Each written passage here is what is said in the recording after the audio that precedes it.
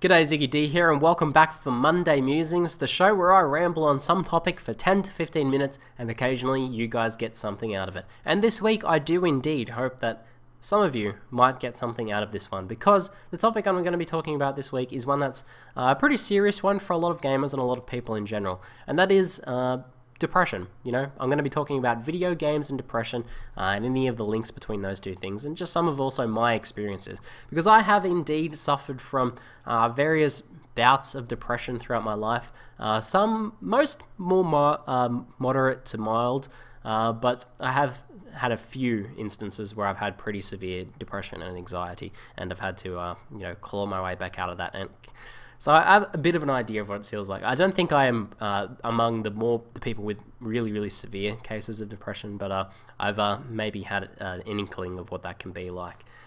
Now, 1/5 of Australians in general do indeed suffer from depression, some sort of depressive illness in their life, and I think that's pretty worldwide as well. It's more severe in other countries, and but I believe Australians pretty high on that register.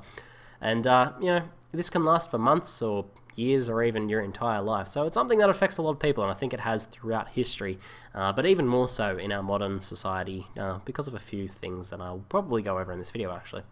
Anyway, straight up, gaming hasn't been found to lead to depression in and of itself. Mental illnesses, however, do tend to grow together. So if you suffer from something like bipolar disorder or social anxiety, then you can indeed develop depression. You're probably more likely to develop some form of depression as well.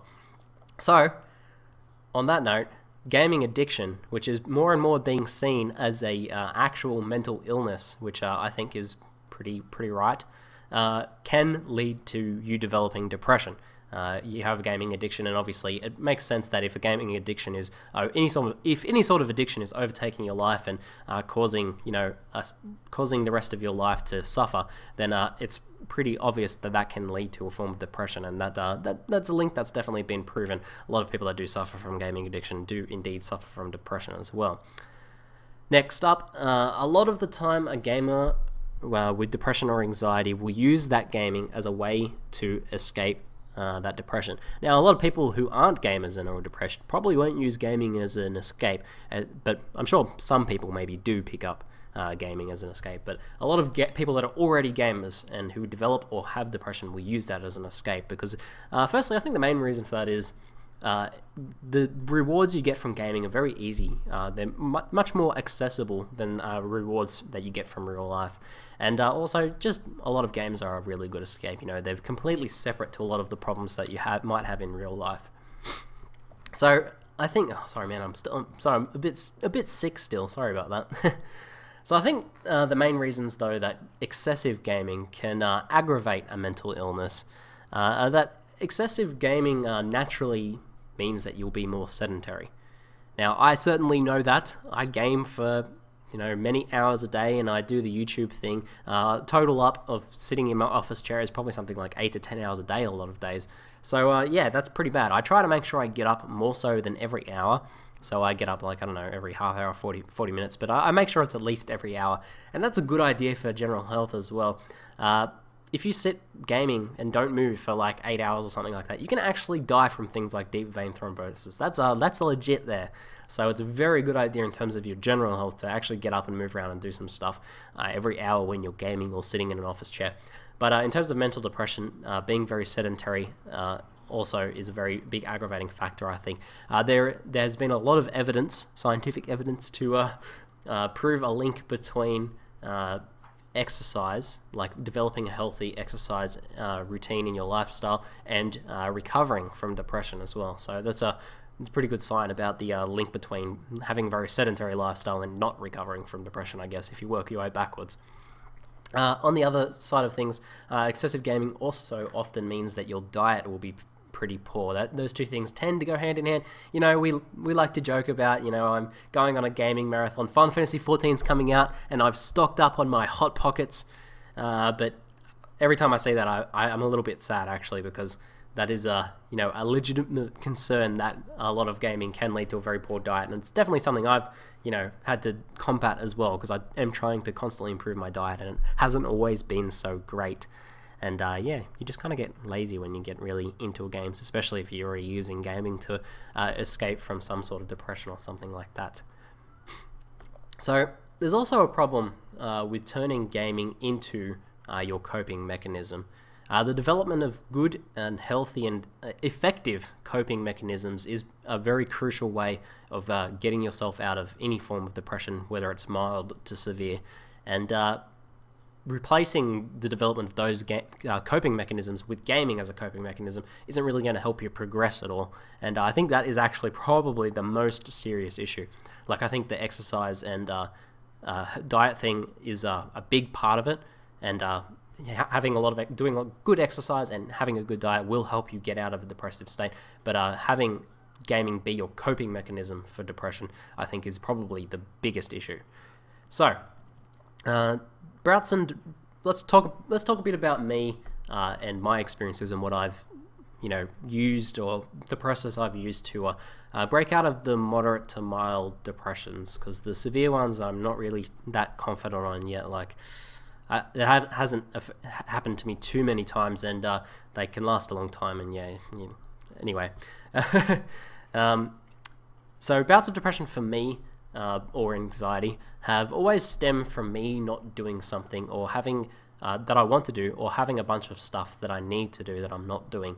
And I've pretty much, every time I've noticed that I've entered some sort of depressive state, like I've gone comatose on the couch watching Dexter for 3 days, or I've just started playing games and I'm putting off a lot of other things, and I'm feeling that depression, it's because I am putting off those other things. I have some work I really need to do, and I'm putting it off because it's difficult, or I'm worried about it for some reason. Or there's stuff I want to be doing. I want to be, more successful at something I'm doing. I want to be more successful at the YouTube thing I'm doing, but I'm putting it off for whatever reason. And sometimes there's just no discernible reason. It's just something you've started doing. You've got into this bad string of habits. And that's when I usually notice that I've got into some sort of depressive state, and I've noticed there's a link between that. So that might be the case for some of you guys that suffer from depression as well, but maybe not. I can't really speak for everyone. So a couple points in my life, I did indeed have pretty severe depression, and when this did happen to me, I never once went and saw a doctor. Now, I think that's actually a terrible idea. I fully recommend that you do talk to a doctor if you feel like you're getting into a more moderate or severe state of depression. If you just feel like you're having an off day, it's okay. It's kind of okay to not go see a doctor then. But if you feel like it's getting more severe and it's impacting your life and you're not able to make any progress, then I do think it's a good idea to see a doctor. And I didn't, and I don't recommend that. Even despite being, a pretty reasonably happy and healthy individual myself, I think it could have been very helpful. So, here's the way I've actually gone about dealing with moderate to mild cases of depression and anxiety. And hopefully, if this helps out one of you guys that are suffering from a similar situation, then I'll be pretty happy with the success of this video. So, here's what I do. My first step is to start reforming some positive habits. Now, this is really, really small stuff, like brushing my teeth when I wake up, like having a piece of fruit for breakfast, putting on my action clothes, my good clothes that I feel like I can go out of the house in. Like, instead of, just staying in my pajamas or staying in my underpants or just wearing some tracksuit pants, I try to put on some good clothes. I try to do my hair.